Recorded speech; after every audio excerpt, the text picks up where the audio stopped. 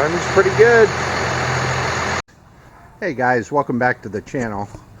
Just thought I'd come in and show you where we're at. Motor and transmission are ready to be pulled, brought in the shop. Getting the frame ready to cut it and stretch it, but I gotta move some stuff. I gotta make room.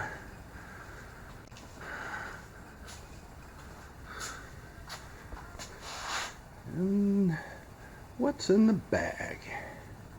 Makes you wonder. All this, I gotta move all this to make room. Give me room, and all the Dodge parts are back in here. So I gotta make room for everything. There's the fenders, bumpers,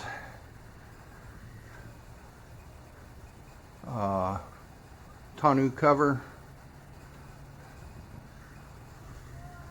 the Dodge. What's in the bag? I wonder what's in the bag. That might tell you something. But anyways, now that all this is bagged and tagged, I'm going to put it in containers, make room. Alright, we'll cut back in a little bit and show you our progress. Hey guys, welcome back to the channel. Just wanted to let you know, getting ready to pull the motor today. Put it in the shop before Hurricane I comes into town. Got some stuff moved around in the shop. Everything from the motor, transfer case. Got it picked up in here. Got to make room.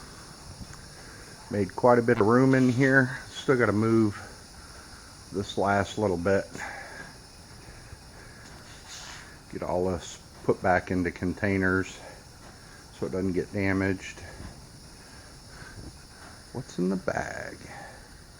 What's in the bag? Alright.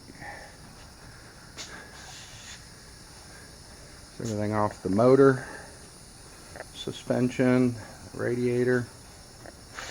It's all the Dodge parts, tailgates, early version with the small insert, the 92 version with the big panel. And the motor's getting pulled today. Bring it in the shop. And then the frame, we'll start getting the frame ready to cut it and stretch it.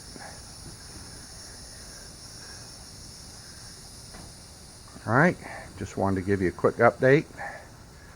And I'll show you a little more progress here in a minute.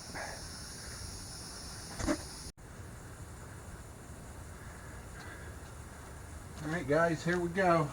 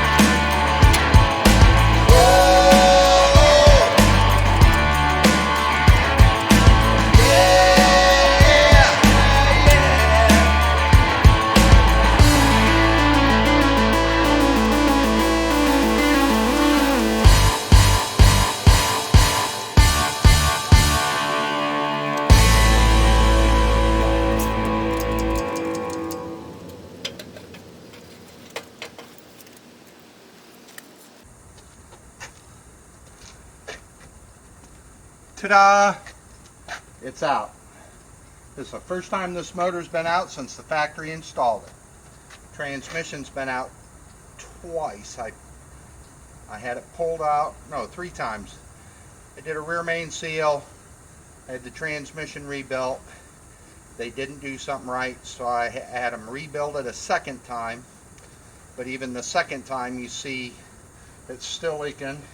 There's RTV all around this adjustment nut. And then there was RTV all the way around this tail when it should have had a gasket. Now it's going into the shop.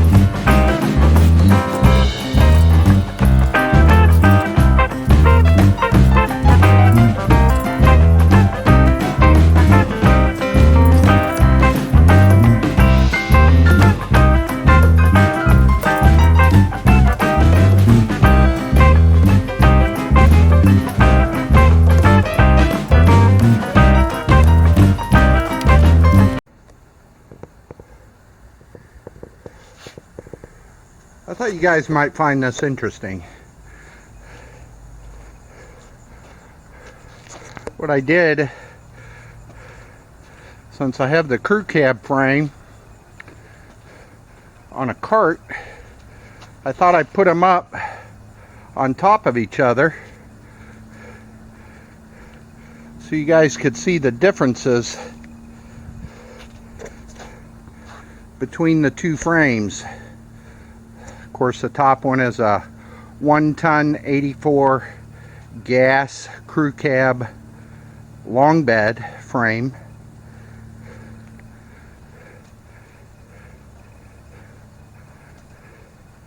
And the one below is the diesel crew cab frame.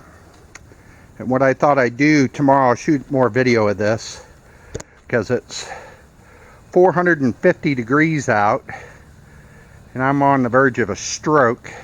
Just kidding. And but I'll show you the differences between the two frames, which is what made me decide to cut and stretch this frame and show you the differences between the two frames if you guys find it interesting. And since I've still got it on a cart, it was kind of handy to stack the frames so you could see the differences. Alright guys, I'll talk to you tomorrow.